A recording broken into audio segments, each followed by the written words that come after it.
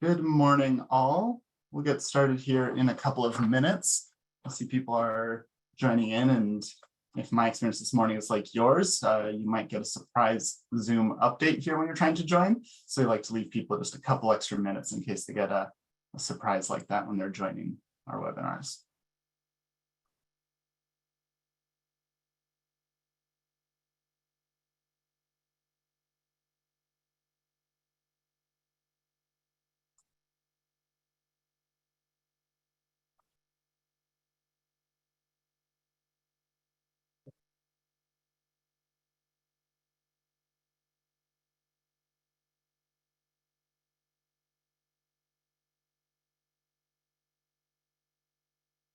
Okay, well, it looks like the rush of people joining is slowing down a little bit, so we'll go ahead and get started. So my name is Alberto Santos Davidson. I'm a project manager here at CalStart, and I use he, him pronouns, and I predominantly work here on the EnergIIZE team. So thank you so much for your interest in EnergIIZE, which stands for Energy Infrastructure for Zero Emission Commercial Vehicles. And the webinar here today is going to give you an overview of the application process for the hydrogen funding lane, which will be accepting applications from April 27th to May 12th. And so we'll start off here by introducing you to the team. So first off, here on the left in the orange, we have the California Energy Commission team working on this project.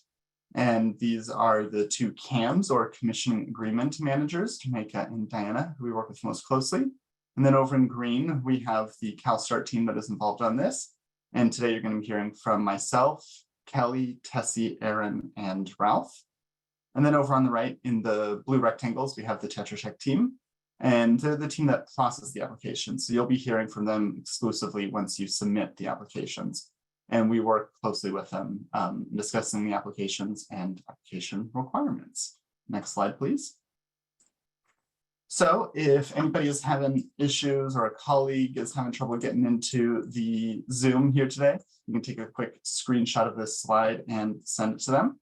I'm also going to, in the chat here, drop the link as well for participants to join if you want to pass that along to anyone who's having issues. At this point, we're all relatively familiar, but just make sure you know we'll be using the Q&A function. If some of you attended one of our more recent webinars, we had an incredible volume of questions, which was fantastic, but just made it a little bit difficult for us to manage and to adequately prioritize questions and get back to people. So we're trying something slightly different this time, which is we're going to have some distinct periods where we're taking questions and answers to sort of help us focus on answering your questions and then continuing on with the presentation. And so please let us know if you prefer that or if you prefer to have the Q&A open the whole time. So we'll be collecting some feedback at the end. We're continually trying to improve, give you all the best information we can, and yeah, just experimenting with some different things. So on to the next slide here then, our agenda for today.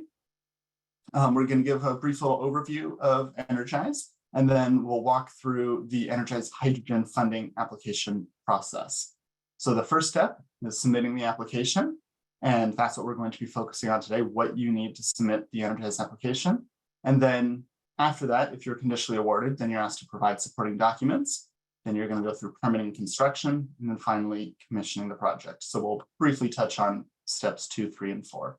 And then finally, we'll have at the very end a larger Q&A session as well. So for those that have been involved with EnergIIZE for a while, you may have noticed that we now just have 4 steps, where it used to be 5 steps. So we've been able to simplify and consolidate the process, and hopefully that helps you all out. We certainly think that it should be a little bit beneficial to everyone involved. So continuing on now for the overview, I'm going to be passing it off to my colleague, Kelly.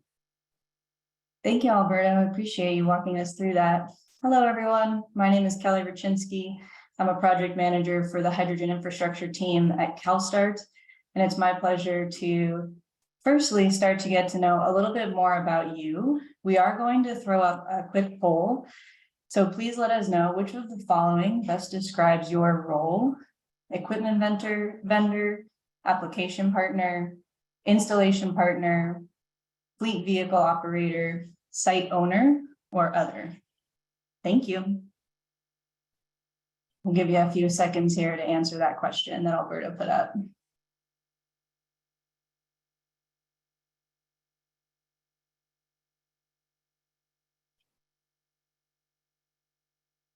What do you think, Alberto? Let me know when we should move on. Looks like we're starting to slow down on the responses.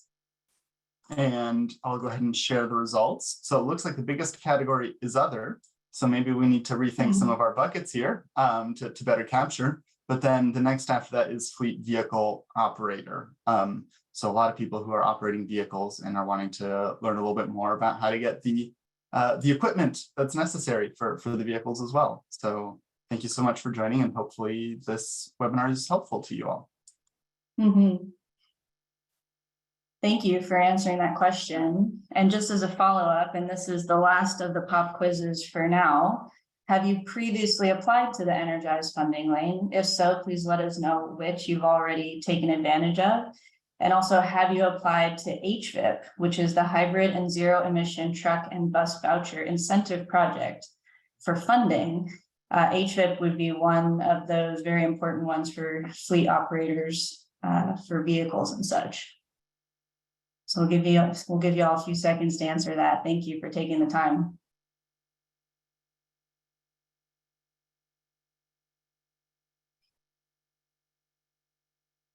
Okay, and it seems like responses are slowing down, so I'll go ahead and end the poll and share the results. So it looks like the vast majority of you have not applied to EnergIIZE previously. So fantastic. This webinar is for you. It'll be super helpful. And then the next group that has the most is people who applied to hydrogen in the previous time around.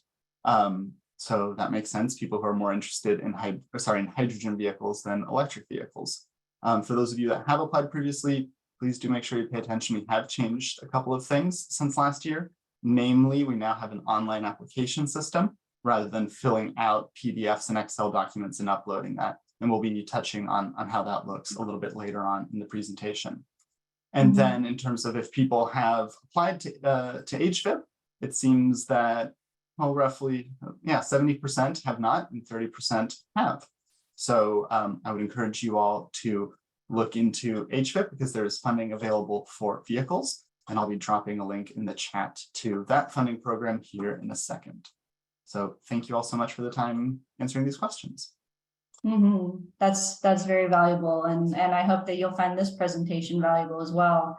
So since we have so many who have not applied before, we will just run through this very quickly. The overview of EnergIIZE, as Alberto mentioned, it's the Energy Infrastructure Incentives for Zero Emission Commercial Vehicles program. The EnergIIZE Commercial Vehicles Project provides financial incentives to increase the deployment of infrastructure for commercial zero emission medium and heavy duty vehicles. Medium heavy duty is considered class 2B as in beta and above. This program does not fund vehicles, only infrastructure to support it, but we encourage you to check out HVIP and Funding Finder for more details, and you can find both of those on our website, and I know Alberto also shared in the chat regarding HVIP. As of now, we have a funding budget of $69 million from the California Energy Commission's Clean Transportation Program.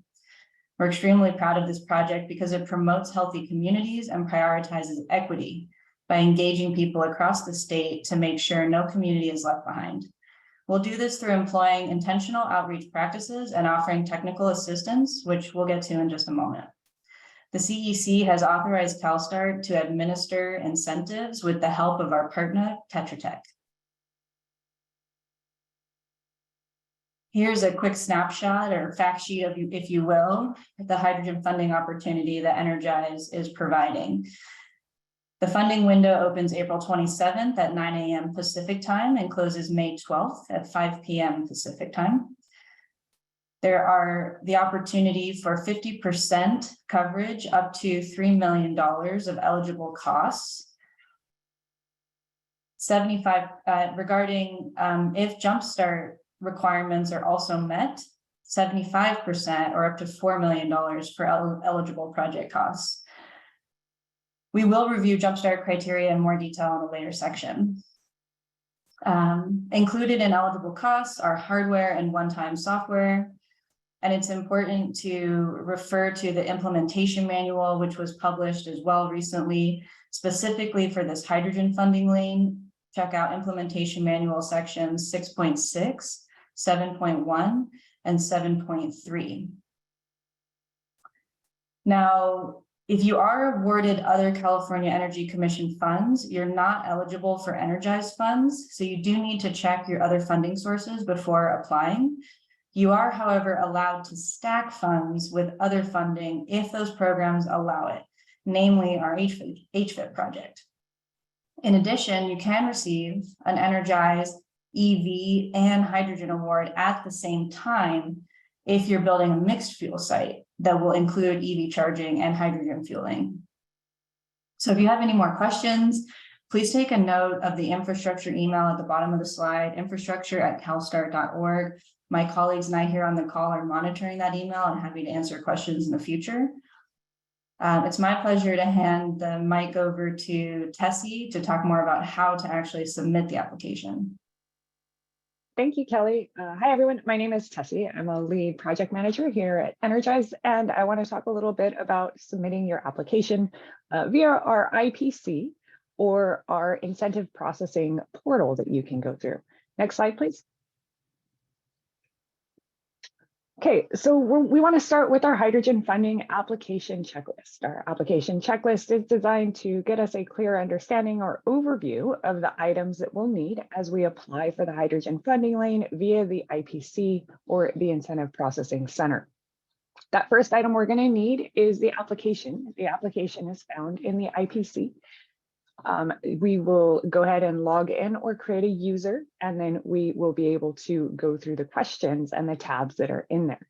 Some items that we will need to have for verification include the number 2 item there, the proof of site ownership or site verification form. That is, we're looking for permission to build. We want to make sure that we have site control specifically for hydrogen funding. So we want to make sure we either own the site or we have permission to build on the site. We may use acceptable alternate documentation. You can look at the implementation manual for further details. The third item we'll be looking for is at least preliminary site plans or site design. We want to see that we're in process and we have a well-designed plan that also helps with readiness pieces. For the fourth item, we want to make sure we acknowledge the sample EnergIIZE terms and conditions. These will be within the IPC. You will read through them and acknowledge them. Important to note, for step 1, we are not looking for a signature. For step 1, we only need you to acknowledge them, and the signature would come in step 2 once we get there. We'll also be looking for proof of cost share and the answers to the qualitative questions, especially if we're seeking more than $150,000 in incentives.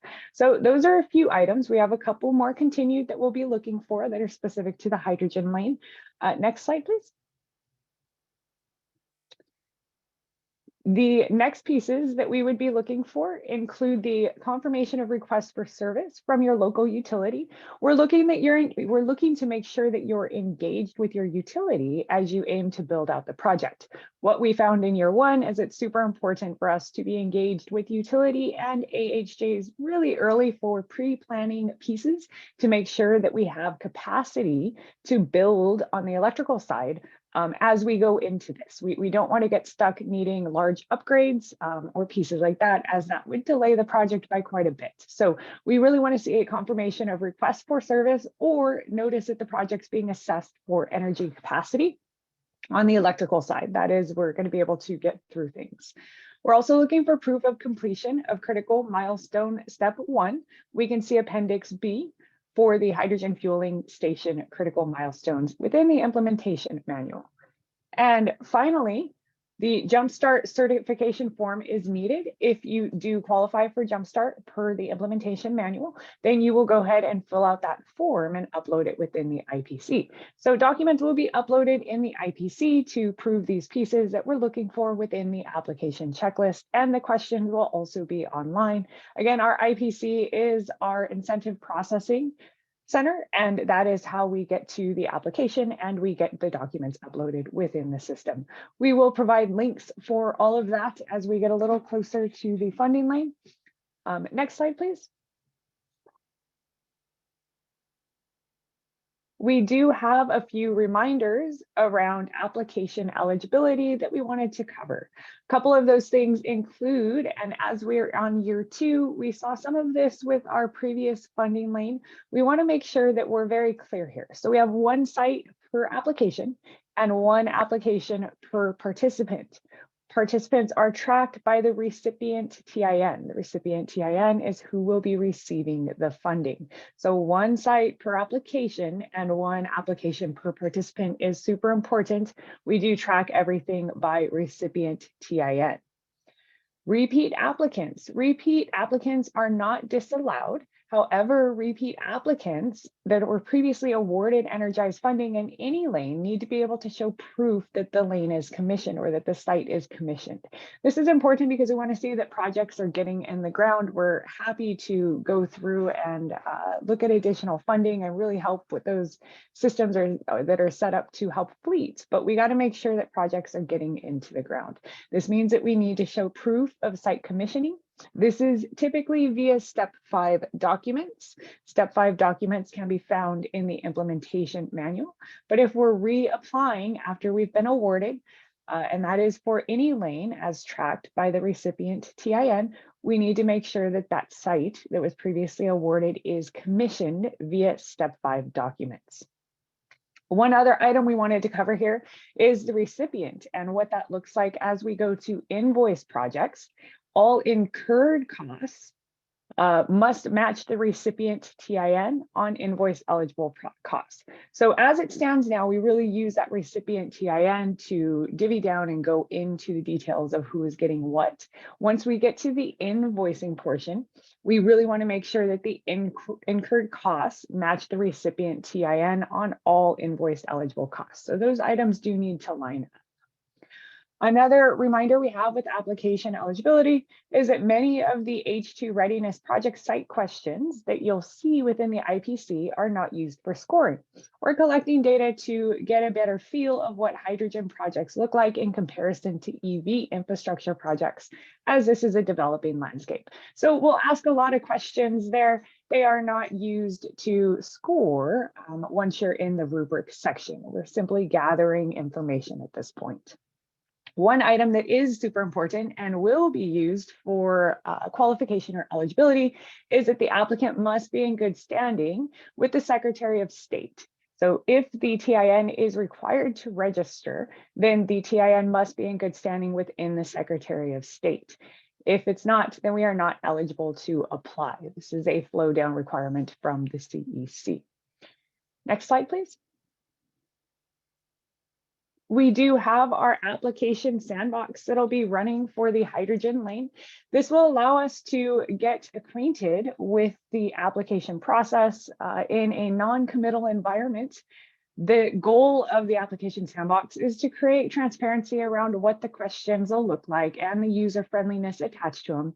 It also gives all applicants an opportunity to be able to interact with the IPC or the Incentive Processing Center before actually applying. So the sandbox is simply an environment where you can go through all the questions, you may answer all the questions, you can interact with the application without having to submit an application to get a very upfront, clear view of what questions are answered.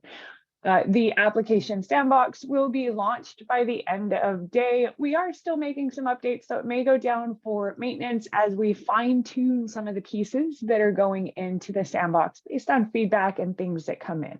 So the sandbox is a test environment that will be modified slightly as we move through the application sandbox period.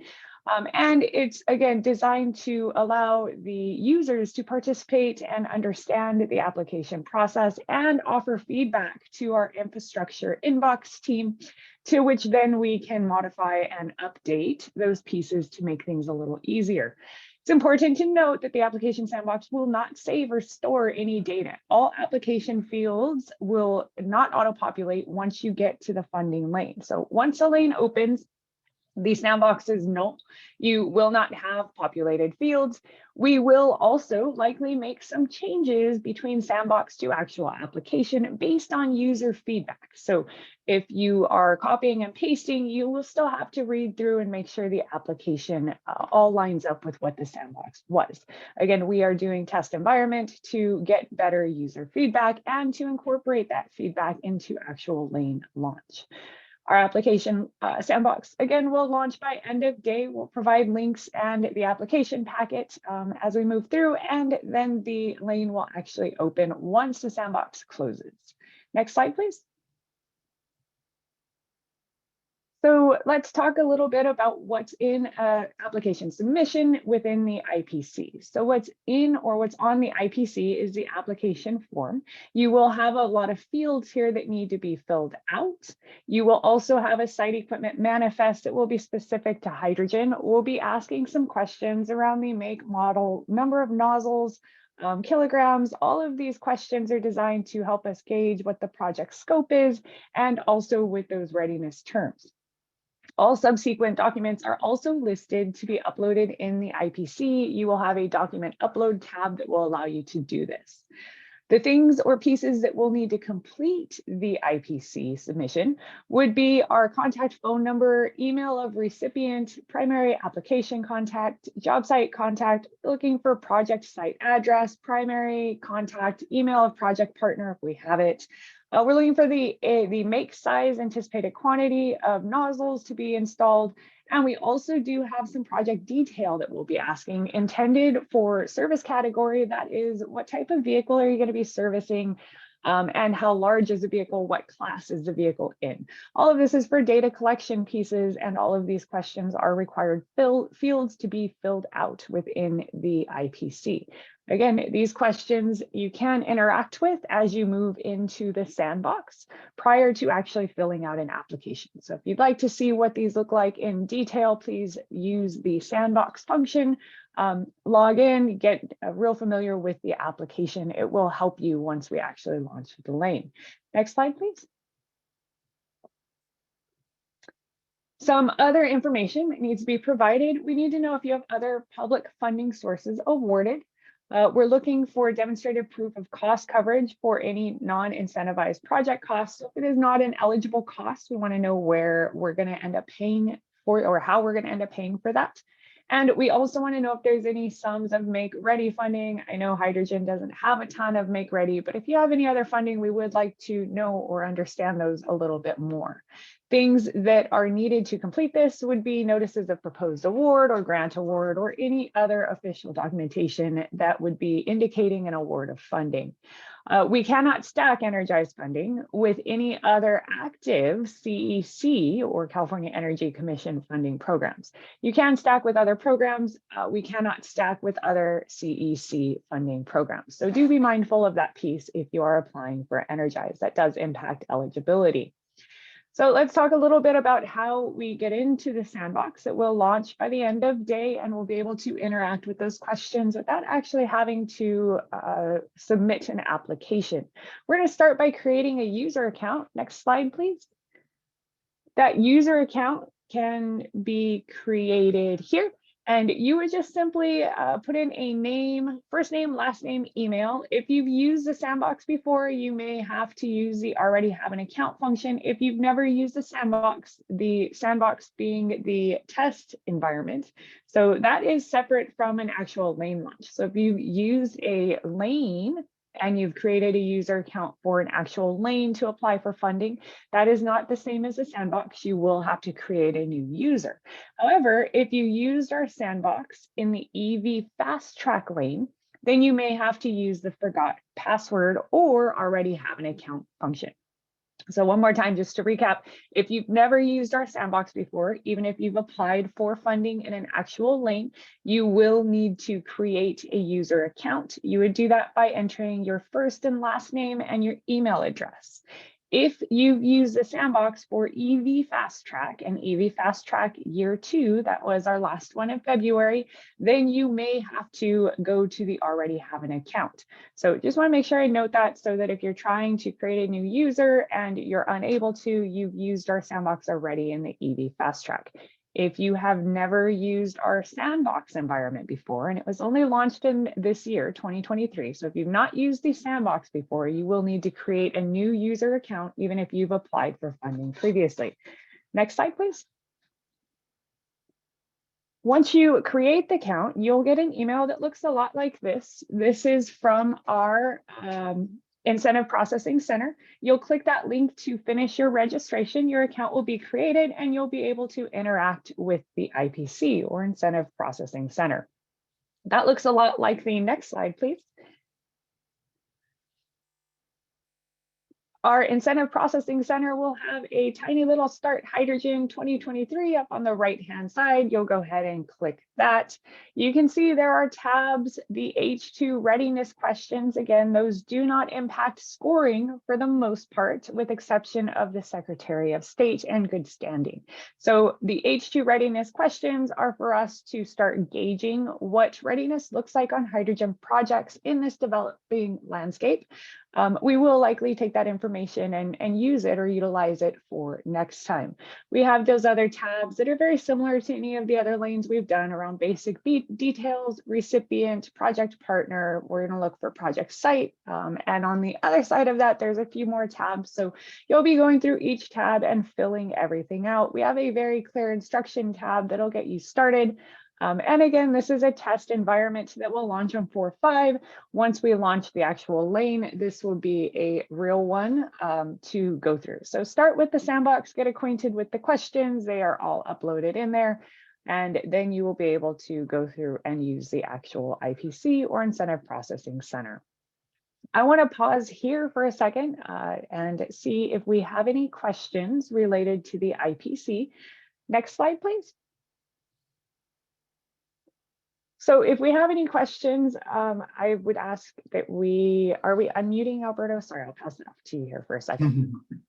Yeah, so we have a few questions that have come in, one of which we answered in text already, which was asking, if you're eligible for Jumpstart, can you clarify that if the project total is $4 million, and then the applicant can receive up to $3 million versus if you are not Jumpstart, it will be 50% of $3 million, so they'd only get 1.5 million. That's close to correct. The first part is correct. So if your total project cost is $4 million and you meet Jumpstart criteria, then that maximum 75% reimbursement would mean that you could get up to $3 million. But if you do not meet the Jumpstart equity criteria, then you'd have a 50% reimbursement. So your maximum award would be $2 million.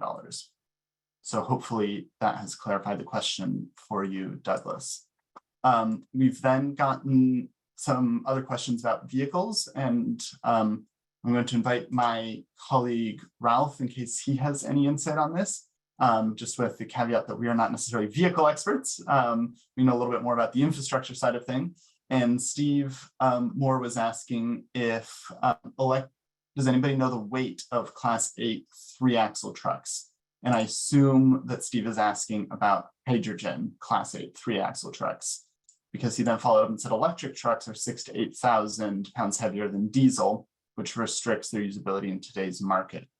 So I don't know if there's a rule of thumb of how much the weight of hydrogen trucks is, but I would turn to my colleagues, either Kelly or Ralph, in case they know more about that. Hey, Alberto, I don't know the exact numbers to answer that question right now, but I can say that the hydrogen long distance trucks use a less heavy battery system because of the quick refueling with the hydrogen than the electric counterpart. So it could still be heavier than diesel because it does have batteries. However, with the hydrogen counterpart or addition, it makes it a little bit lighter than the full electric example. Fantastic. Thank you so much. Then I see a question from Denise saying, could an agency combine San Joaquin Valley Air Pollution Control District funding with EnergIIZE funding? And the answer is yes, absolutely. That's the kind of stacking that we absolutely encourage. There's a couple of little disclaimers. When you submit EnergIIZE, as Kelly, when you submit your application as Tessie outlined, you need to show the cost share and how different items are going to be accounted for. And that's just to make sure people aren't double dipping, for lack of a better term. So we track things by piece of equipment. So if you have, a refueling station, one piece of equipment, you can't be getting funds towards that piece of equipment from the air pollution control district and from EnergIIZE. So you need to divide up the equipment in terms of where each one is getting funding from. Because what we don't want is to be giving, that we are giving incentives, and your local air pollution district is giving incentives, and that then people are pocketing the difference and getting incentives from both. And then Kira is asking for clarification. Please clarify, applicants may only submit one application this cycle. Is that accurate? Or is it one application per site? Applicants may only submit one application. So you are limited to, each application is limited to one site. So you can't submit one application for 2 locations, right? So if you're submitting an application that's to one address, it can only be applied for one address, and you're limited to one application per cycle as well. Okay. So, so then Luis has asked a question as well, saying, wait, why does EnergIIZE give out more money than Cal EVIP? This is not equitable or even equal. Also, imagine you're earmarking these dollars to well-developed communities, because disadvantaged will definitely need major electrical upgrades on utility and buildings. I can't speak to the Cal EVIP program. I don't know if Tessie has any more insight into that. There are definitely needed electrical upgrades, and so quite a bit of that equipment is eligible for reimbursement. If you take a look at the implementation manual for the hydrogen funding lane, some of the equipment, such as utility transformers, switch gear, mains, things like that, are going to be eligible for reimbursement. In addition, please work with your local utility, because some of them also have incentives for zero emission vehicle projects. I don't know where you are located and what project you're thinking of, but the intent of EnergIIZE is to have a strong equity focus and to try to help projects like that. And Tessie, do you know anything about Cal EVIP? Not necessarily Cal EVIP. I would just say that we're constantly revisiting and trying to revise our project caps, our eligible costs, and all of that stuff. So a little bit of patience, right? We have a very developing landscape between both entities, and I think we're both trying to identify what project caps, what project costs look like, and what eligible costs looks like. This landscape has changed drastically between year 1 and 2. So we collect data, just like we mentioned, having a lot of questions in the IPC. We take those back to the CEC, and we're constantly trying to make adjustments based on this. So yeah, there's no specific answer, but definitely always looking at those items. So if you offer more feedback or feedback in writing, we definitely appreciate it. We take a look at it and take those items back, as well as data. Yeah. And I would just highlight as well for you, Luis, I see that you've written that you're Imperial County, and I'm not extremely familiar with all of the details of what they offer or don't, but Cal EVIP, I believe that's just funding for high speed, like DC fast chargers. That's for electric vehicles. This funding lane is for hydrogen, and hydrogen projects tend to be much more expensive. So for the hydrogen funding lane in EnergIIZE, we give out larger awards, which typically means fewer projects because of the nature of hydrogen. But then our funding amounts for electric projects are different. So just if you're comparing this funding lane and the award amounts for hydrogen to an EV incentive project, there's going to be some slight differences there. Then there's a question as well about leased hydrogen mobile refuelers, and we're looking into that, and we'll have an answer for you hopefully by the next Q&A break. So thank you so much. And with that, I think we can keep going. And that was the end of my segment. So I'll go ahead and pass off to Erin, who will be helping us with some other application documents. Thank you, Tessie, and thank you everyone for answering those questions, and thank you everyone for posing your questions to us. So the piece of the application I'm going to go over is going to be all about the documents that you'll be uploading manually. But first, I'll introduce myself. My name is Erin Wimberly. and I am the Equity and Community Engagement Project Manager on the EnergIIZE Commercial Vehicles project. May I have the next slide, please, Kelly? Thank you. So one of the first documents that you'll be uploading will be your site verification form. So we're going to show you an example of a site verification form and also describe what's in it. That'll be in the next slide.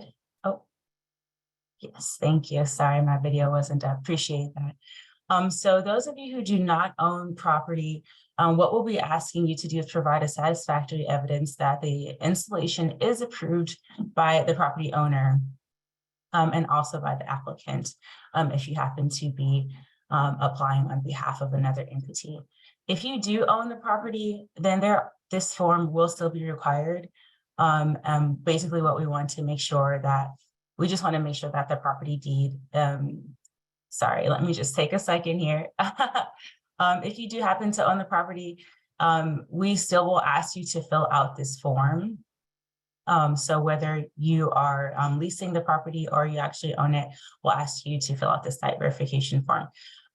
If we require further information of you besides this form, then we'll make sure that we reach out to you and ask you for those things. One of the reasons why we want to bring this up so early within the process is because there are a lot of, we want to make sure that you're lining up the ins and outs of the site. And we want to give you time to really be chatting with the owner of the property if that's required about certain things, such as equipment that you might be thinking about placing on the property. And so that you can just start looking at all those things very early and making decisions with all of the parties involved in mind. And may I have the next slide, please? So in Appendix D of the implementation manual, you will see the site verification form. So please do take some time to take a look at that and see all of the things that you might need to gather up in order to complete this form. So again, as I was mentioning before, along with this form, we encourage you to tackle some of the legalities early on in your project, just so that you can line up the ins and outs of your site, because it can prove to be more time consuming than you can expect. There are just a few things that we're asking you to fill in as far as fields on this form, but kind of getting the information to fill it out correctly and accurately can take some time. Next slide, please. All right, so as Tessie mentioned, the terms and conditions are something that we're going to be asking you to acknowledge in step 1 of the application process. We'll ask you to actually sign those terms and conditions later on if we actually make it to step 2. The terms and conditions is a document that can change from quarter to quarter, so we want you to be aware of that. Please make sure that you are, if you happen to just be having a pulse on EnergIIZE and some of our earlier funding lanes, and perhaps you checked out the terms and conditions, please do circle back and look at the updated terms and conditions. Within this document, I'd like to highlight 2 things that are present here. And what these 2 things are trying to ensure for us is that these projects are going to be long-standing and that they're going to be operating in California for a minimum of 5 years. So one of the things that we'll be asking you to ensure is that the equipment will be operating in California for a minimum of 5 years from the date of commissioning. And so we'll require some reporting over the course of those 5 years to make sure that that is happening.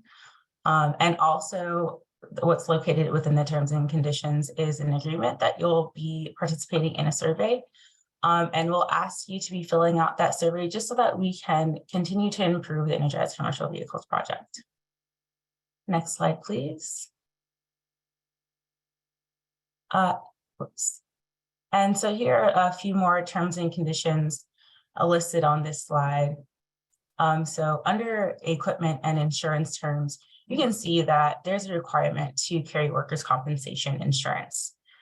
And this is going to be for all employees who will be engaged in the performance of this agreement. And so it's up to the applying party to provide satisfactory evidence of insurance. And again, like other pieces of this application process, if we have any questions about the documents that you've submitted to prove this, then we'll be sure to reach out to you. Next slide, please. This next certification form is my favorite certification form. It's the Jumpstart certification form. And so submitting this piece is optional. This document is what we're talking about when we have that 50% of eligible costs covered versus 75% of eligible costs covered. Right, so meeting Jumpstart eligibility increases the maximum covered cost from 50% to 75% of eligible costs incurred. So with this plus up, as we mentioned in the Q&A, the maximum award moves from being $3 million to $4 million. And again, that's if the criteria is met. This form is going to be uploaded to the IPC as a part of application submittal. And we'll review Jumpstart criteria in the next slide, but I would like to note that in the IPC, there are two separate pieces that mention Jumpstart criteria. So there is one section where you can select all that apply for the various Jumpstart eligibility criteria separately from this form. Please do complete both pieces. And when it comes to the certification form, please select the criteria for which you will provide proof. I hope that was clear, but we can definitely clear that up in a later Q&A section. May I have the next slide, please, Kelly? Thank you. So here you'll see a snapshot of Appendix G where we have the Jumpstart criteria form. This isn't all of the criteria. There are 7 different criteria, so please do take some time to take a look at the implementation manual and see if any of these fit your project site, or the folks that are working on the project. And if you have any questions, of course, you can always email us at our infrastructure inbox. I'll also note that we are recording this, and you don't have to worry about trying to capture all of these things right now. We'll be passing this recording off to you. Next slide, please. So now I'll review really briefly responses to qualitative questions, and also the rubric that goes along with those responses. So you'll be able to see the scoring rubric in our favorite document, which is the implementation manual, and you'll see the details of the questions, and you'll also be able to take a look at the details of the rubric. So just to quickly review, the questions that we'll be asking have to do with medium and heavy duty hydrogen vehicles that'll be serviced by your proposed infrastructure. And we'll also be going over and asking some questions about how that site will be maintained. Right. We'll also ask you about how you were getting community buy-in for this project. So basically, how have you been engaging your community in the planning of this infrastructure? Some of the other questions that we ask give you space to describe any community benefit above and beyond fueling that you want to highlight in your application. So as has been mentioned several different times, and even in the Q&A, the EnergIIZE Commercial Vehicles project is really focused on equity. And so that gives you a little bit of space to think about how your project is affecting the community around it. And then also see how you can build in some elements that perhaps the community has asked for. Some examples of that could be workforce development, right? So this zero emissions space is a really expanding field. And there are a lot of equitable pieces that we can build into it, right? So workforce development tends to be one of those things which helps with market acceleration. Some other examples have been incorporating a trucker hub into your space, which could also provide some community benefit, or just incorporating anything operationally that the community may have asked for. And so we'll have a snapshot of the qualitative questions on the next slide. Actually, this is a rubric screenshot, forgive me. I'll just take a moment for folks to kind of get their bearings on what's being shown on this slide here. So this is a screenshot of the scoring rubric, as I said, and the total amount of points available for each specific criteria is listed within this rubric. Great, so I just want to highlight really quickly that the first section of this rubric is all about submitting all the documents that are required for the application. And if all of those things are complete, then there are 50 points that are awarded. So as a baseline, you've got to get at least 50 points, right? So you've got to at least submit all of the required documents. And then, as was mentioned before, I'll also highlight kind of toward the bottom of this screenshot here, applicants are required to register with the state of California let me just take a step back and read this one more time. Right, so applicants that are required to register with the state of California and that are not in good standing, according to the California business search provided by the California Secretary of State, will be disqualified. So again, if you are actually required to register in the state of California, you've got to be in good standing with the California business search.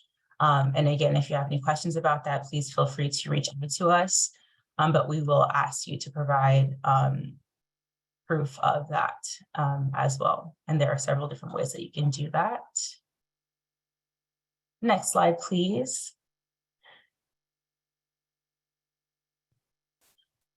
This is a further screenshot of the rubric. And so as you scroll through this criteria, you'll see that there are some additional things that we're asking for if we're requesting funds over $150,000 and greater. That is the majority of hydrogen projects. So most of you will be also digging into these questions. Next slide, please. This is just a continuation of the qualitative questions. And I'll just pause here so that folks can kind of take a look at it.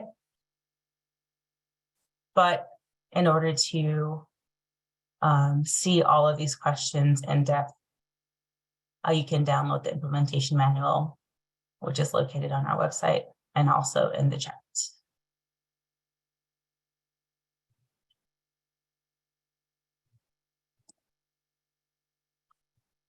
All right, I'm ready for the next slide when you are, Kelly. So this piece is getting a little bit further into hydrogen projects, which is all of you who are here joining us today. Again, this screenshot isn't fully capturing all of the hydrogen criteria in the rubric, but these questions seek to address project readiness, project team readiness, and also preparedness for design intent specific to hydrogen projects. Okay, and next slide, please. So previously we talked about the rubric that has to do with qualitative questions. And so here is a screenshot of that rubric. So you'll see that there is an actual maximum score that's assigned to each of the questions. And then you'll also see how that question is weighted in comparison to the other questions that are there. And I'll just ask everyone to please, as you're completing this section, really take some time to look over the questions and also the criteria so that you're hitting each one of those points, because we have seen in the past people really losing points here, and we're not able to really give as high a score as we would want to, because all of the points just haven't been hit. And we understand the application is quite long and you've got to put a lot of effort into it. But these qualitative questions are just as important as all of the other pieces. So please do just take some time and sit with these questions, answer all of the pieces of it. Just like you did in school, you might need to put it away for a second and come back to it the next day and really clarify and add some things to it. But this piece is exceptionally important. And so we do ask that you spend some time answering these questions in as much depth as you can. Next slide, please.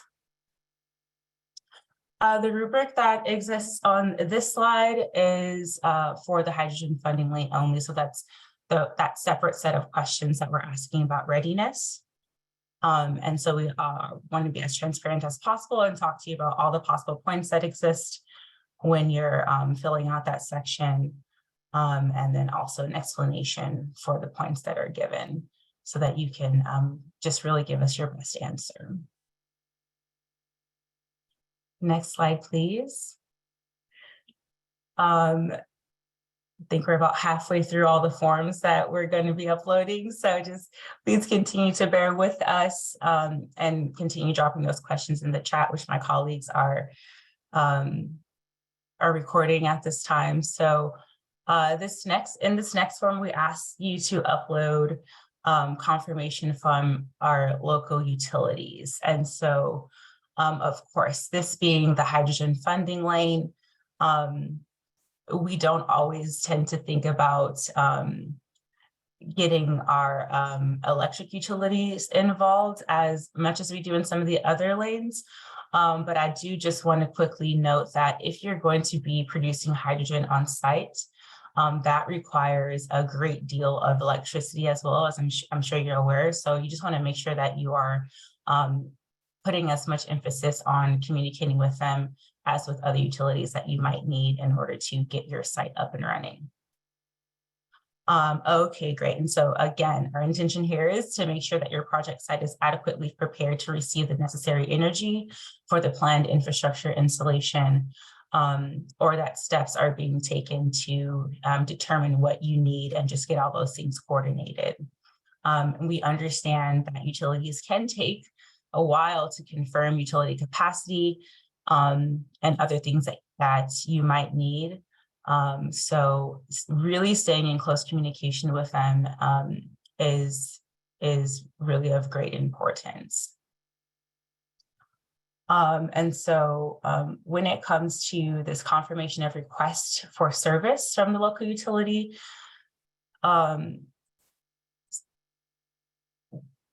what some of that might actually look like is, or some of the questions that you might be answering is confirming what is needed for new service, whether those are certain upgrades to the site or other adjustments or installations are needed.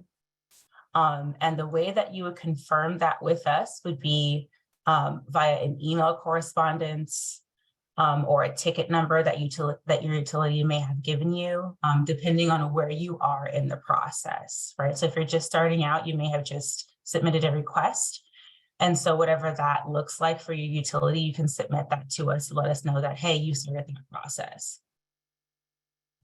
And we want to make sure that we're getting all of those different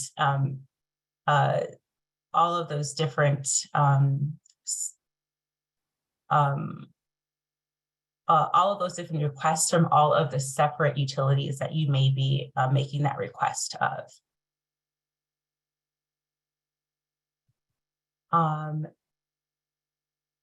So just to review this slide and what's actually in front of you, what is inside this document may include a copy of a request of this new service, the steps to requesting new service. So we're giving a little bit of information about how you would go about doing that.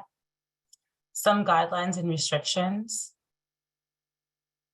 And then this document may also include proof of participation in available utility programs for make-ready programs if they are available to you, but this is not a requirement. And then also consumer agreement forms as signed by the site operator. And in order to complete this, you'll need a copy or request of new service, and I've outlined how you can get that over to us and what that might look like. You'll need to contact your local utility company to confirm what's needed for that new service. And so again, as I mentioned, email correspondence is a great way to satisfy this step. But overall, we just want to make sure that you're reviewing your local utility resources and guides and consulting with a licensed electrician to determine whether your panel is appropriately rated for this increased load that's got to do with electric infrastructure or any kind of electric things that are going on your site. But of course, the state of California also has folks who are involved in all of the standards for hydrogen fueling stations, so please do check in with them. Next slide, please. We can all take a deep breath. We got about 3 more forms that we're going to go over. But this is, really a big one. So this is a proof of completion of critical milestone number 1. So proof of control of the site. And so the critical milestone descriptions can be found in Appendix B of the implementation manual. Again, there's no need to, if it's helpful, please do write these things down, but we will be providing these slides and also the recording so that you can refer back to it and find all this great information that we're sharing with you. But in brief, this asks the applicant to have control or possession of the site in the form of easement. And so at this stage, we will be asking for signatures from the property owner. And if I can have the next slide, then we'll take a look at a snapshot of the implementation manual and Appendix B where we can find that. And I'll just give you a second to get eyes on this piece so that you can easily locate it when you're ready to show proof of critical milestone number 1.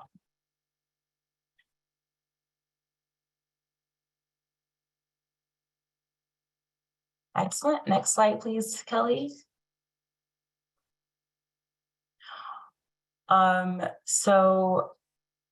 This next form that would be uploaded would be a proof of ownership of purchase orders for medium and heavy duty zero emissions vehicles, hydrogen vehicles, in our case here.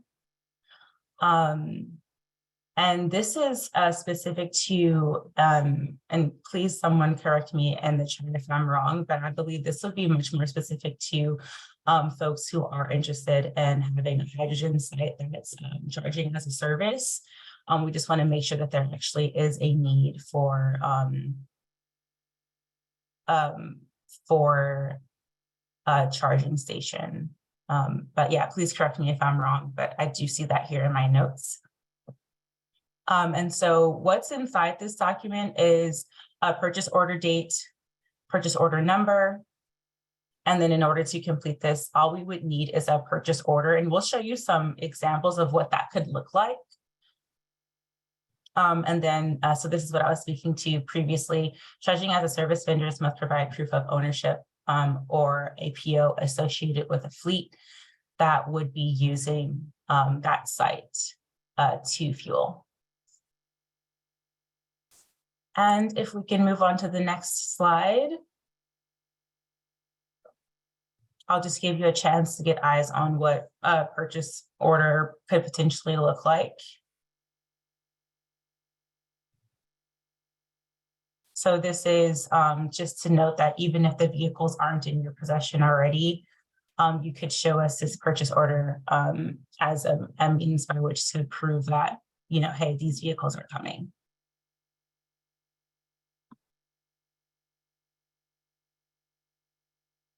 And if I can have the next slide, we'll just show you a different example of an equipment purchase order. And so that's got to do with our actual equipment that will be going into ground.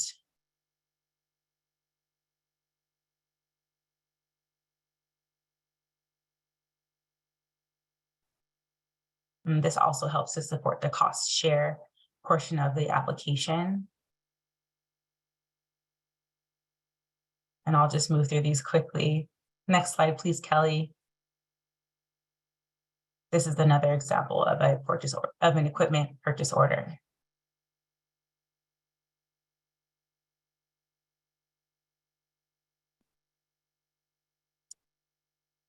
Thank you. Next slide, please.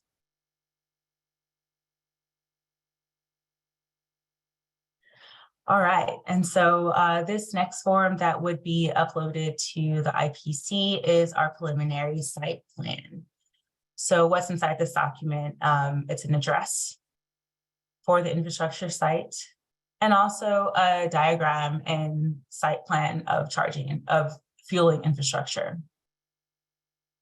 And so what you'll need to complete is a preliminary site plan, also known as a PSP.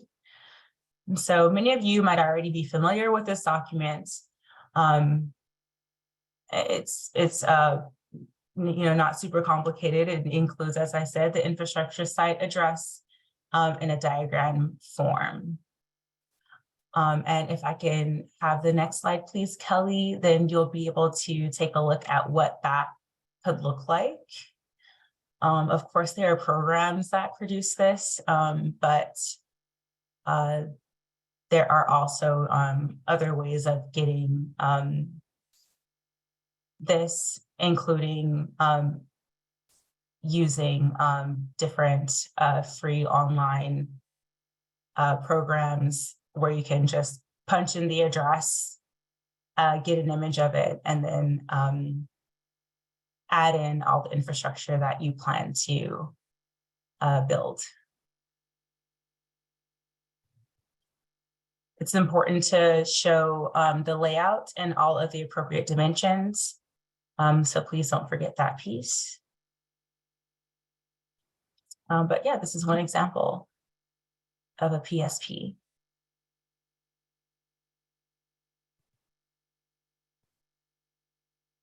And that is all I have for as far as forms that we're going to be uploading to the IPC. If I can have the next slide, please, Kelly. Thank you kindly. So we have more or less gone over most of the application process for the hydrogen funding lane. I'm going to pass this the mic off in a little bit, but before I do that, I do just want to highlight that we do have a really great tool. It's called a funding finder, the funding finder tool. And I'm sure Alberto is linking that in the chat as I speak. So as we've been kind of going through this process and letting you know what all is involved, if you feel like, you know, I'm not really sure that EnergIIZE is really actually what I'm looking for, or if you're just interested to find out what else is out there as far as funding goes, we do encourage you to please use the funding finder tool and just type in your specifications and see what's returned back to you to see if there are any other funds out there for you, or if there are any other funds that are going to meet what your needs are, if they are living outside of medium and heavy duty hydrogen infrastructure.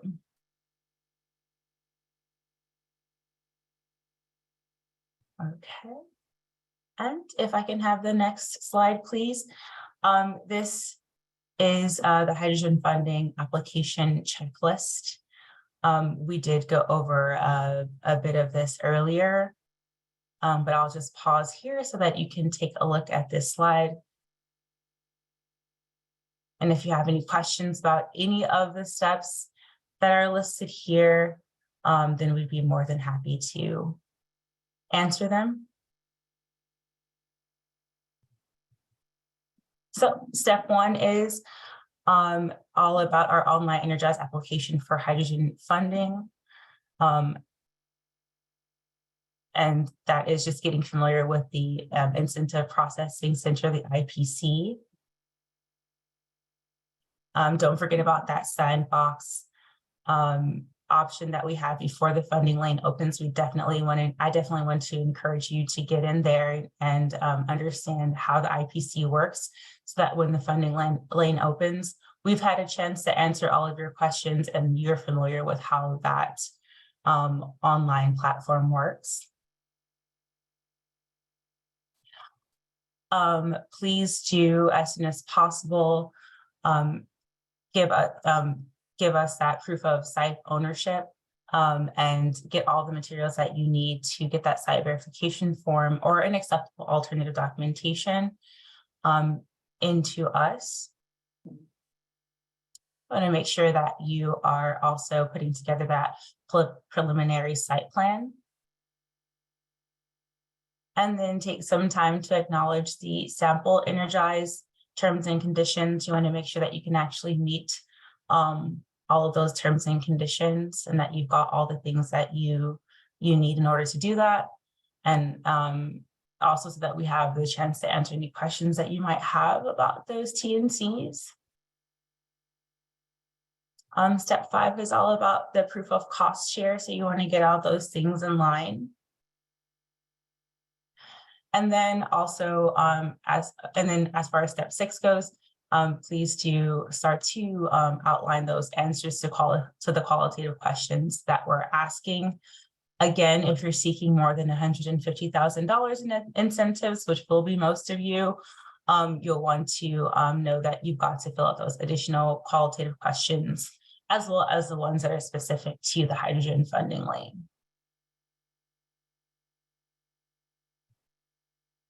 And next slide, please, Kelly.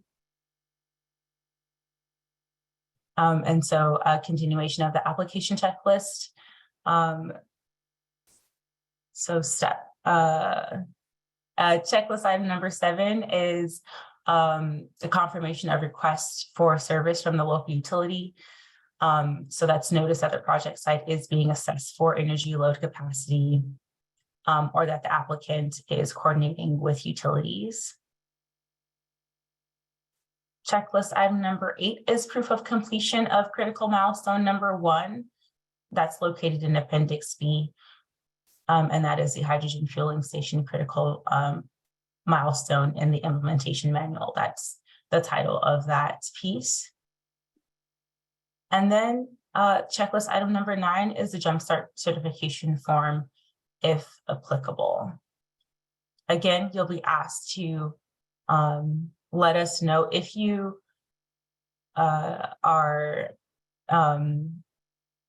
if you meet more than one Jumpstart criteria in the IPC, but in the actual certification form, just please select the one that you'll be providing proof of.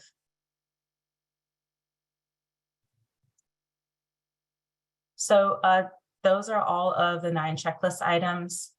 And again, please be sure that you are submitting all of those items, as failure to provide required documentation in the application may lead to disqualification, but we won't just cut you off. If anything is missing or incorrect, we'll absolutely reach out to you, and you'll have 2 business days to respond to us. So please be sure that the contact information provided is correct. So that and that you're also checking in on that, whatever email address inbox that you've given us, that you're checking that regularly, so that you can rapidly respond. If for whatever reason you need to change that contact information, please just do email us at our infrastructure inbox, so that we know where to reach you and how to reach you. And with that, I'll open up the Q&A section. and pass things over to Alberto and the rest of the team to respond to any questions. Fantastic. Thank you so much, Erin. We've gotten a few more questions that have come in. So we'll try to get some of those answered for you. Kira asked about, will a signed letter of intent with permission to build suffice to demonstrate site control? Without seeing the specifics of that, we can't say definitively. It sounds like this is something that would likely work, but please contact us over email so we can look into the specifics of the case with you. So go ahead and shoot us an email at infrastructure@calstart.org, and you can find the email in the chat as well. Kira then also asked, where do we find the actual site verification form that needs to be completed? You can find the site verification form in the implementation manual. It was also shown, part of it was shown in this presentation. And then when you are actually submitting the application through the online incentive processing center, you will, a copy of the form will be available there as well.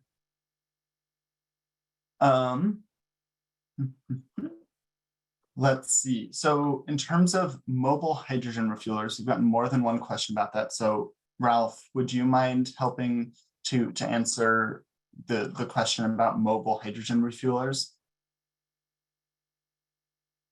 Thank you, Alberto. The equipment itself, the refueler, is not eligible for reimbursement. However, a 5-year lease of that product or purchase is part of the requirement with regards to submittal to this program.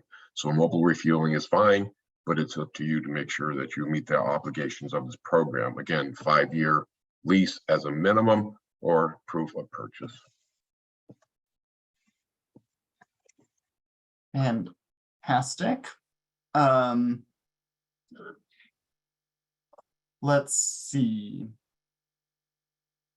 Okay, we also got a comment that came in over email that some people are having trouble with the Q&A, so I refreshed that, so hopefully everyone will be able to submit questions, and it certainly looks like the volume of questions is increasing a little bit, so we'll do our best to get through those. Douglas has asked a prompts question about submitting the application, and has asked if it's recommended for an applicant that only one staff member set up an account to apply, or can multiple staff members be able to access our agency account? For example, if someone's out, can another staff member access the application from the same agency? Absolutely, I think you can have more than one person who has access to the account. You know, the IT department might have issues if you're sharing passwords like that, but we understand that, of course, you want to have some backup. So, you know, if you create, you know, an account that's just info@yourcompanyname.com and you share that account, that's perfectly acceptable. So should someone be out ill on the day that you're trying to work on things, you can proceed, absolutely. And then one other thing that I will highlight, just again, sort of related to that question, is that this funding lane is not first come, first serve, the way one of our EV lanes is. So you'll have a pretty long time to work on the application. So right now you have the sandbox, you can see what you're going to need to submit. And then there will be a period of about 2 weeks where the application is open. So you have plenty of time to type in all of the information. So hopefully there won't be too many pinch points. Let's see. Tessie, I might ask you to help with this question about W-9 forms and whether that's required at any point in the funding process. I know that we ask for a W-9 for vendors. So if you are going to be applying on behalf of others, for example, if you're going to be one of our project partners, one of the EnergIIZE approved project partners, you'll need to submit a W-9 as part of that. But for an applicant, I don't believe it's required. Tessie, could you please confirm that? We do not require the W-9 for applicants in the IPC. Fantastic. Tessie, are you familiar with the Department of Transportation's Charging and Fueling Infrastructure Discretionary Grant? I don't know the details of that one. Someone has asked about stackability. I don't believe there's any restrictions on our end, but as always, please check with the other grant agency as well. Yeah, and I think that's a fairly newer one. So I don't think we're settled yet. So yeah, I would say double check everything. And send a question into the inbox, right? And we can look it up and answer a little bit. Yeah. Okay, we have another question about stacking.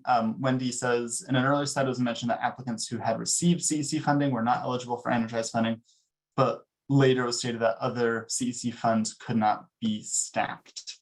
Can you please confirm, is the prohibition only against stacking other CEC funds for the proposed project, or is it applicable to the receipt of any CEC funding?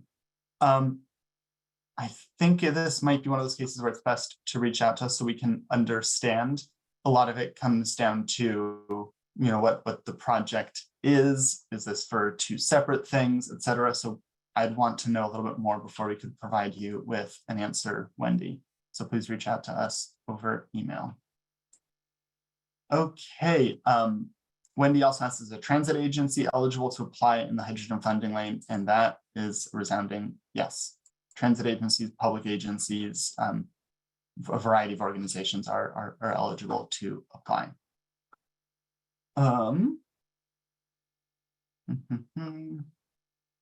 So we have a few more questions coming in. I think we'll turn it over to Ralph to talk about what's coming next, and then we can work on getting some more answers here sort of at the end. I've been trying to quickly scan through to see if there are any questions related to the last section we presented on some of the first sections, so on the online application system and then the forms that are required to be submitted. So we've been trying to prioritize those since we just presented on that. So let's go ahead and present and help take you all to the end of the process, and then we'll have our final Q&A session, and we'll try to get to all of the questions at that time. So I believe Ralph will be taking over here now. Thank you. Appreciate that, Alberto. Nice to talk to all of you today, and I appreciate all the good questions. Next slide, please, Kelly. So here we are into, a little bit of a flow diagram for you with regards to what's going on. You got the step one, applicants reviewed, scored, and that's where we've gone over the rubric and everything. So make sure you take the time to go practice in the sandbox. Go practice, make sure you understand what is required. You have all your documents, you've scanned them in, they're PDFs. And so when it's time to actually go complete the application, you're ready to go, because it's 10 points or 0 points. It's either all there or it's not. There's no second chance.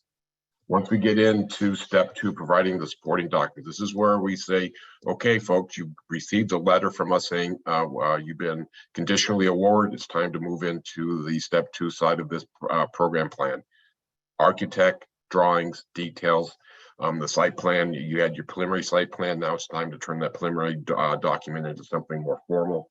So this gets the thing all going. We know this is an iterative process with your AHJ, the architect, and the site and the fire marshal. So be prepared to take the time necessary to review all of that at that time. So we do allow for an extension on this step due to the issues with regards for the utility, AHJ, bar marshal, revisions, and edits. So please take the time necessary to make sure that what you've received, that notice from us, that you're into step two, get that process moving.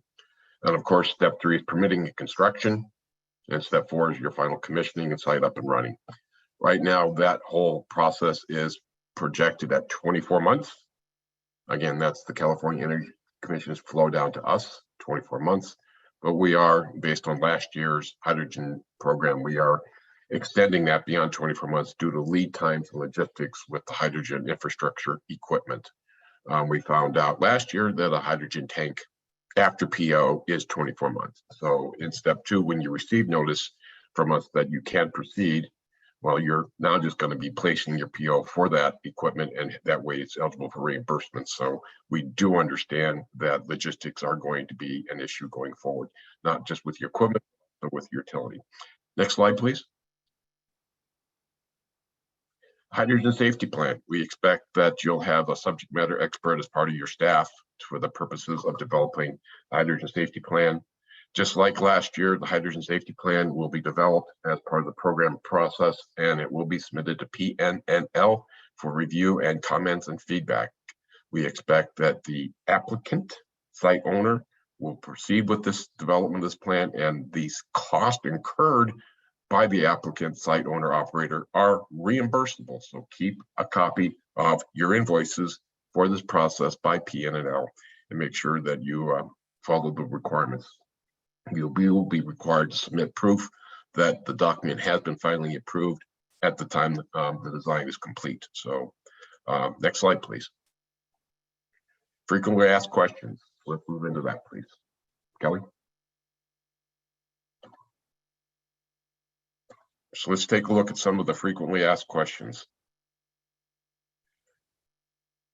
When does hydrogen funding lane 2 open for applicants? Applicants will be accepting beginning 9 a.m. on April 27th and will close at 5 p.m. on May 12th. So there is no first come, first serve. It's based on quality of the application. You heard Aaron talk about disadvantaged community and LIC. Make sure you're involved with that if you want the points. And somebody in the question said that disadvantaged communities are being not getting their desired funding. Through the Jumpstart criteria, you have a significant opportunity to increase your points. Make sure you're involved with the community, Chamber of Commerce's, and other on local employment in your small air districts. If you're not involved, you're not going to get the points and you're not likely going to get funded. So disadvantaged community, LIC, air districts, make it work. How much time do I have to gather documents? Sandbox is open now. Sandbox is open, go play. Go read the requirements, make sure you have the documents, make sure the documents are complete, make sure you printed out all the appendices that are required for submittal and they are complete as well. Again, we expect that the preliminary site plan will have included with your documents with regards to whether you own the property, lease the property, have right of access or some form of easement that was legally required in those documents. Make sure it is there.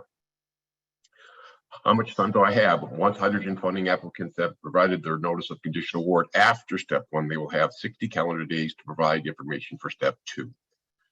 Sometimes it takes a little bit longer, 60 days. We will grant an additional 30 days beyond that if necessary because of the delays that do occur.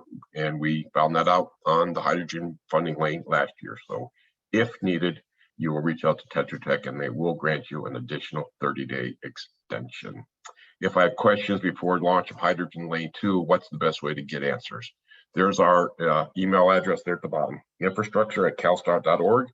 There's also a phone number identified on the webpage that you can call and leave a voicemail, and we will get back to you within 24 hours. So next slide, please, Kelly. Questions and answers. Okay, this is folks where we're almost to the end of this entire process. And this is where we really want you folks to let us know what you're thinking.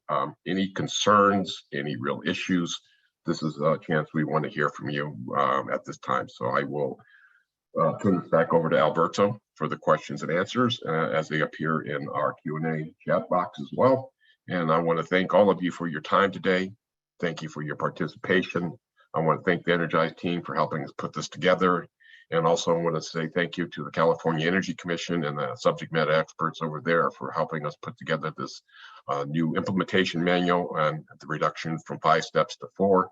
So again, thank you all. I really appreciate it. And we look forward to a fantastic hydrogen lane here in the very near future. So Alberto, back to you, please. Thank you, Ralph. So we've gotten a few questions about this and we answered one in the chat already, but I'll go ahead and say it aloud since it seems that more than one person has this question. In terms of purchase order requirement and whether a proposed site needs to have an associated fleet. The hydrogen funding lane of EnergIIZE does not require a fleet because you can have hydrogen stations that are both for public use as well as for private use with just one fleet. So if it is going to be a private station, there is a qualitative question where you're asked to describe how you're going to have, how the number of chargers is going to be meeting, how you're going to sorry, that the amount of equipment is going to be matched with vehicle throughput, whether that's private or public. So please explain to us how the infrastructure you're getting incentives for will actually be used. So there isn't a requirement that there's an associated fleet, but regardless if there's a private fleet or if it's going to be a public station, you need to show us that there's going to be sufficient utilization of the equipment. So hopefully that helps. Then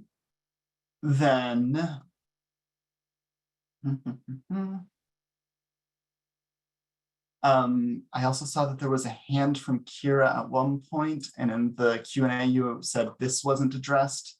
It was very confusing. Hope there's time to re-present on this. I'm not sure what you're referring to, Kira. If you could please clarify with a little bit more context, we can hopefully get you an answer to that, or feel free to raise your hand. There's another question about a link to the Sandbox.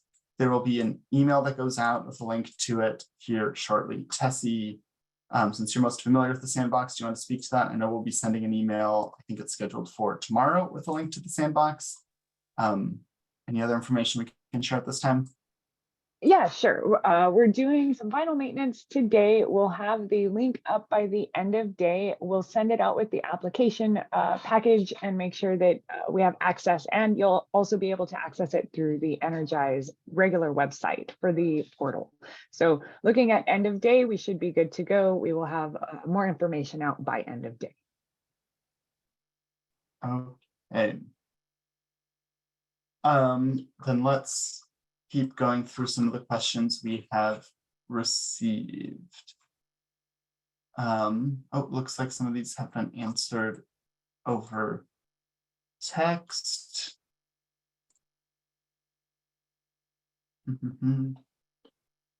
So, Ralph, this question might be best answered by you. Is there a particular level of design that qualifies as preliminary design for inclusion on the application? A Google satellite picture with boxes identifying where you're going to site the equipment is really quite good enough, because at that point you have identified where it's going to be, the address has been identified, you have ownership or you have a right of access to that site, and that's basically good enough as a preliminary to get into this program. So yeah, Google Earth shot with some, take out your ruler and draw some boxes and put arrows to what equipment's going where is good enough. Okay, thank you so much, Ralph. Ralph, maybe you can help with this one as well. Someone who joined a little bit late said, is there minimum capacity for the station? What about hydrogen and fast charge hybrid stations capacities? So mixed fuel stations are eligible for EnergIIZE. That's sort of the one exception to some of what we said in this presentation, and was highlighted briefly as well. You can receive incentives from more than one EnergIIZE funding line if one is for hydrogen and one can be for an EV site. So absolutely there can be hybrid stations. But Ralph, could you speak a little bit more to minimum capacity for the station, please? For the hydrogen side, that's part of your analysis. When part of your application, you need to tell us what you think in terms of throughput of number of vehicles based on that location. For example, maybe a GIS map output showing fleet traffic through that particular corridor would be a means to support capacity of how many vehicles that you will be servicing on a given day. The other capacity situation may be the tank size. Again, that will be determined based on your analysis. Is it a 500 or 1,000 or 2,000 kilogram tank? That's up to you.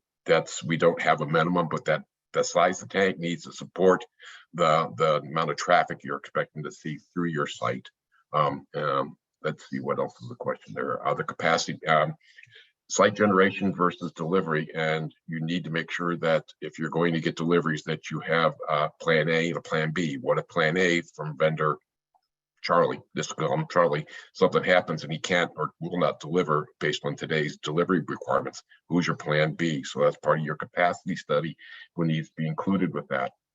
I think I've answered the question. So thank you, Alberto. And then just one other thing I would note is that it's required to be high pressure dispensers with hose and nozzles of 350 bar or 700 bar, just in case that was part of what you were asking with your question as well. Another question saying if the station can service any medium duty, heavy duty vehicle fleet, does it need to have its own fleet, and how many vehicles minimum requirement is there? The site does not need to have its own fleet, and there's no minimum vehicles. We just asked for you to describe whether the expected throughput of the site and that you are building something that is going to match the demand that is available, whether that's for a private fleet or a public fleet. When is conditional approval expected to be issued? We really wish we could have an answer for that. It depends so much on how many applications we receive. If we get 20 applications, obviously it takes a lot less time to review and score 20 applications than if we were to get 60 applications. So wish we could give you a hard and fast answer on that, but fortunately, it's a little bit up to you all and how many applications we get. So Chris says the application is really tight for a narrative-based program. Will you consider expanding the application window beyond 2 weeks if future hydrogen lanes occur? Yeah, so we understand that we do ask for a lot of information, in part because of that equity component. We really want to try to understand projects and hit some of the equity targets in that way. And there is some scoring based off of some more qualitative aspects of the project as well. So in order to alleviate that, that's part of why we have the sandbox. So the sandbox is going to be like 95%, if not even 100% identical to the actual application.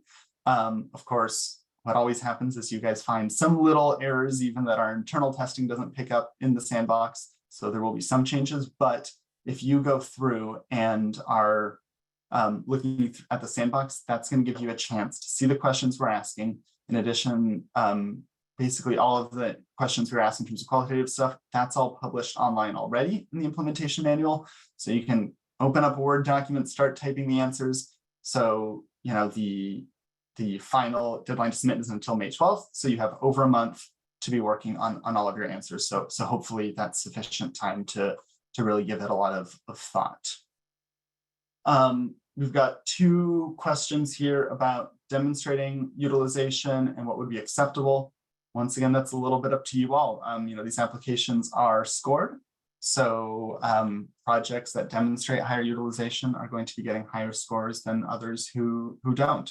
So it could be some traffic analysis. It could be saying, you know, here's the fleet that we're going to be working with. And this is the number of vehicles. These are their routes. This is the amount of hydrogen they're going to need. If it's public, you know, you could say, hey, we've talked to these other businesses in our area. So it's going to be a little bit up to you. And because these applications are scored, you know, we're looking at all of the applications and how the applications compare against each other. Okay. So that is 2 questions there. So Abigail asks, can it be used for only off-road equipment or must some on-road equipment participate? Fully on-road or fully off-road, it doesn't matter, or a mix, just as long as it meets the weight class criteria. So class 2B or greater. There are a couple of requirements unique to each one. So if it's on-road, it must be registered in the state of California. If it's off-road, it must primarily operate within California. Let's see.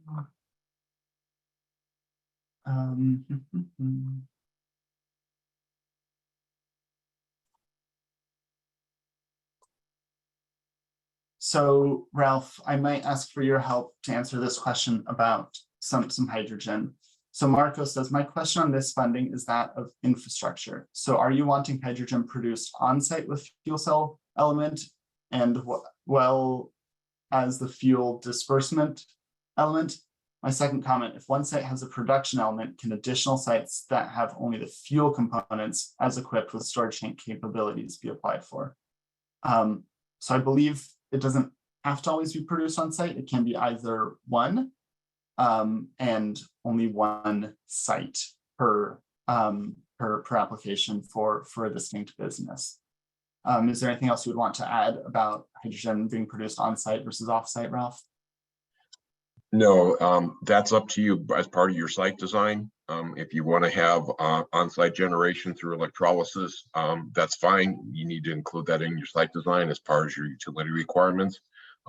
There might be a significant delay in receiving energy based on on-site generation, but that's fine if you want to include it with as a growing capability. The site design has storage and ability to receive from a tube trailer, knowing that within a certain amount of time that you'll have on-site generating once the utility can meet all those requirements. That's fine as well. So it's your choice during the design. You tell us what your plans are. And again, this is a 5-year commitment. So make sure you include all those ideas up front. So thank you for the question. Yeah. Okay, we have a comment. It reads more like from Ed saying mobile fuel will take less time to build and it's easier to move from leased property, can be leased or purchased. I don't believe there's question in there. Would I don't know if anybody on the team would like to comment on that. I don't know that there's anything for us to address. Douglas asks about our turnaround time for the email, saying that sometimes it's taken a little bit to get a response, and asking about phone number. We have a phone number that directs to a voicemail, and then we do also have the email address. Once again, oftentimes as we get a little bit closer to the funding lanes, the volume of questions really increases. We do our best to answer as quickly as possible, but sometimes there is a little bit of a delay, and sometimes for more complicated questions where we might need to check internally or sometimes even go to the Energy Commission and ask, there can definitely be a little bit of a lag time in getting a response. We do our best to get responses to you as quickly as possible, yeah, unfortunately, we wish our response time were always instantaneous in a couple of minutes, but we can't promise that for every single question.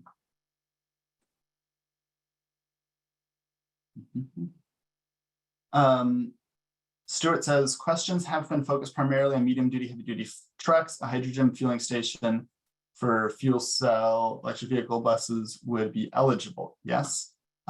Yes, as long as it meets the weight categories, a passenger vehicle is eligible as well. Okay.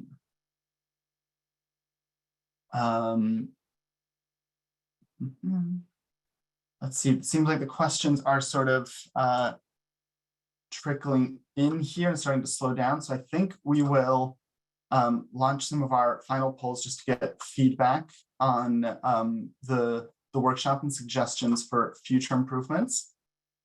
I will launch that poll here now. So how helpful was this workshop on a scale of 1 to 5, with 1 being not very helpful and 5 very helpful?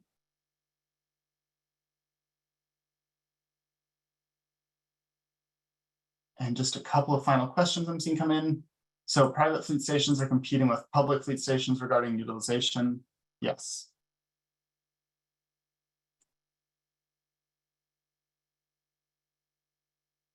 Matthew has asked if an agency needs to have the vehicles on site in order to apply, or can they be in the process of being manufactured as long as they are received prior to the infrastructure project being completed? Tessie, can you chime in on the timing of vehicles and when they need to arrive? Timing of vehicles for hydrogen is not well restricted, because if we're doing public, right, we wouldn't be able to time it. So we have a mixed use of sites. We understand a lot of hydrogen vehicles are still under development and hard to come by. We ask in the qualitative questions, we're looking for really good answers for how you match vehicles to the site.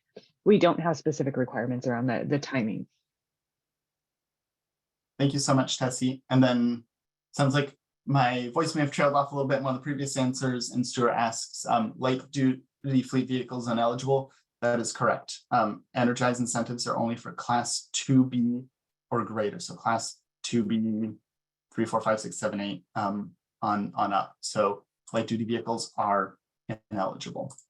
And then for our final poll that I'm launching now is an open box. What additional workshops would you like to see? So how can we help you?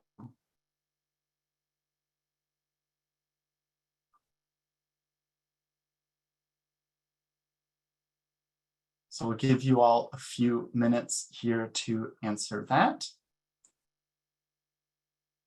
And then once again, thank you all so much for joining us here today. We can go ahead and go to the last slide here while the poll remains open for you to submit some final answers. Here's how you can contact us. There's the phone number that directs you to a voicemail inbox. We do our best to respond to those as quickly as possible, as well as the email address that we've put in the chat previously as well. There you can find our website, EnergIIZE.org, and you can, on the homepage, scroll to the bottom, you can also find how to subscribe for updates. And a link to all of those are in the chat as well if you want to do any of that right now. And then if you want to write to us, old school style, there's a physical address there as well. But I can guarantee that one will result in a slightly longer response time. So thank you all so much for joining us here today. We hope this was helpful. We will review some of the feedback we've gotten. If you have detailed questions or specifics for your project, please feel free to reach out to us over email. The Sandbox will be launching either a little bit later today or tomorrow. We'll send out notice about that, and then the application will open later this month. So hopefully this was helpful to you all, and we look forward to receiving and reviewing your applications here shortly. Okay, thank you all. Have a wonderful day.